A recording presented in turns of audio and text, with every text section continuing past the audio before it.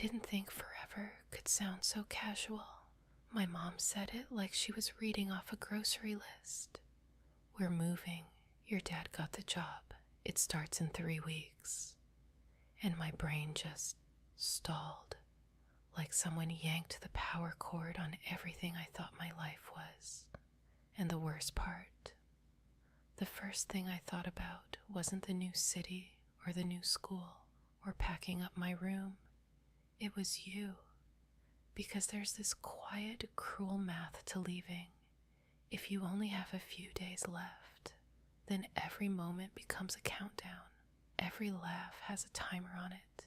Every see you tomorrow turns into a lie you didn't mean to tell. And tonight is the last time I'm going to see you. Not last time before a break. Not last time until summer. Not last time until things calm down. The last time. The real one. I've been pretending all day that I'm fine. I smiled at dinner. I nodded while my parents talked about apartment listings and commute times like they were planning a vacation. I even helped my little brother tape up a box, and I joked, "Don't put the cat in there," and everyone laughed. But my hands were shaking the whole time. I'm in my room right now. Half my stuff is already gone.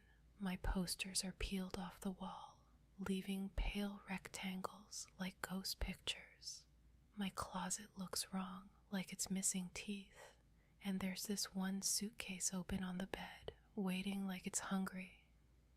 I keep thinking, how do you pack a life? And then I keep thinking, how do you pack a person? Because you're everywhere in my room, whether you're here or not. That stupid hoodie you let me steal? Yes, steal, because you never asked for it back. Still smells like you, like laundry soap and whatever cologne you pretend you don't use. I'm holding it right now. If I press it to my face, it's almost like you're standing behind me with your arms around my waist, and you're laughing quietly into my hair, and you're saying, "You're dramatic." Maybe I am, but if I don't let myself feel dramatic tonight, when am I allowed to? I told you we should meet at our spot. I didn't even have to explain which one. We have this collection of places that belong to us in a way that's embarrassing to admit out loud. The corner booth at the diner where the waitress already knows you order extra fries. The cracked sidewalk by the library where you tripped once and tried to act like you meant to. The little hill behind the soccer field where you can see the whole town when the sky is clear. But our spot is the footbridge by the river, the one with the rusted railing and the faded graffiti that says stay like it's a command. Ironic, right? I texted you earlier. Can we talk tonight, please? You replied, of course, I'm coming. Don't overthink. Don't overthink. As if my brain isn't a machine built specifically for overthinking you. I'm supposed to leave in 2 days. 2. My parents are already acting like I'm not allowed to say that part out loud, like naming it makes it worse. But it is worse. It's worse because it's real. And you've been trying to be brave for me. I can tell. I can hear it in your voice on the phone. How you speak a little softer, like if you keep everything gentle, then it won't break. I can see it in your texts. How you keep slipping in jokes, like humor can pad the fall. I love you for that. And I hate it too, because it makes me want to cry harder. I've rehearsed this conversation 100 times. Version 1. I show up and I'm calm and mature, and I say, we'll make it work. Long distance is hard, but we're stronger than that. And you smile, and you pull me in, and we promise things that sound pretty. Version 2. I show up angry at the universe, angry at my parents, angry at the job, angry at the moving truck, angry at every mile that's about to stretch between us. And I say something awful like, "This isn't fair," and you say, "I know," and then we both break. Version 3. I show up and I tell you the truth, and the truth is, I don't think I can do it, not because I don't love you. God, not because of that, because I love you too much to turn you into a voice on a phone. I love you too much to count time zones and missed calls and sorry I was busy and I'll call later and maybe next weekend until we start sounding like strangers being polite. I love you too much to watch us fade slowly, like a song getting quieter, and pretend that isn't happening. And I'm terrified that if we try long distance, we'll ruin what we are. We'll take this thing that's been so warm and real and alive, and we'll stretch it until it snaps. And then what do we have? Memories that hurt.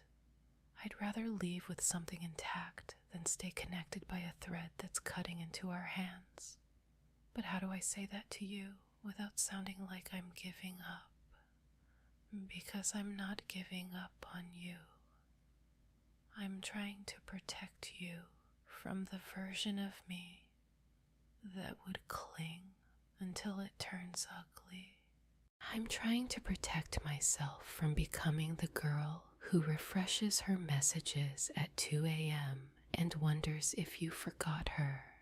And it's so unfair, because if my parents hadn't gotten that job, if the world had just stayed normal, if life didn't do this stupid thing where it changes without asking permission, we wouldn't be here. I keep thinking about last weekend. Do you remember? We were in your car, parked outside my house, because neither of us wanted to say goodbye yet, and the windows were fogged up from our breath, and you were drawing little shapes in the condensation with your finger, like you were trying to distract yourself. And I said, "What are you drawing?" And you said, "Nothing." But you were drawing a heart. I saw it. I didn't call you out because I didn't want to make you embarrassed. You act tough, but you're a secret softie. You're the kind of boy who pretends he doesn't care about romance, but then remembers exactly how I take my hot chocolate. You're the kind of boy who says he hates pictures, but has a folder on his phone of screenshots of my selfies. Yeah, I know about that. You told me once, half joking, half serious. I don't want to be one of those people who loses someone and then realizes too late how much they meant. And I laughed and said, "You're being dramatic. Look at me now. I'm putting on my shoes. My heart is beating so hard I can feel it in my throat. My parents think I'm just going for a walk. Technically, I am. I'm walking toward the hardest thing I've ever had to say.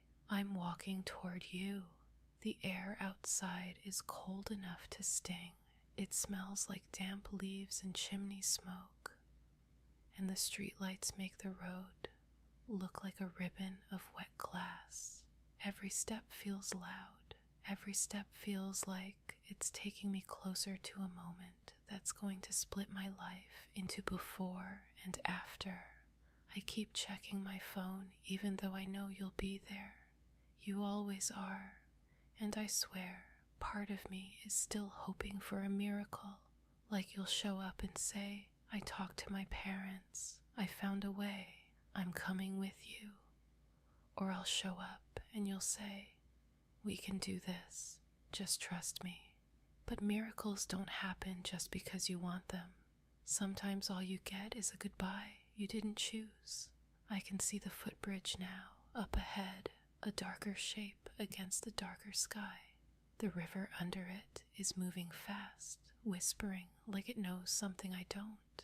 The graffiti is there, stay, mocking me, daring me. And then I see you. You're leaning against the railing with your hands in your pockets, like you're trying to hold yourself together. The wind is messing up your hair and you don't even fix it. You're looking down at the water, like you're afraid to look up and confirm that this is real. I stop walking. My feet won't move. Because if I take those last few steps, then it starts. Then I have to speak. Then I have to hurt you on purpose. You look up anyway, like you can feel me, and our eyes meet, and you smile, just a little, like you're trying to make it easier for me. And suddenly I realize something that makes my chest go tight. You don't know what I'm about to say. You think I'm here to promise you forever. But what if the only honest thing I can give you tonight is the truth? I take a breath and I step onto the bridge, and you push off the railing, walking toward me. Hey, you say, quiet like the word is fragile. I open my mouth, my voice is there, my courage. I'm not sure. And as you get close enough that I can see the worry behind your smile, I have one terrifying thought. What if I can't let you go, even if I know I have to?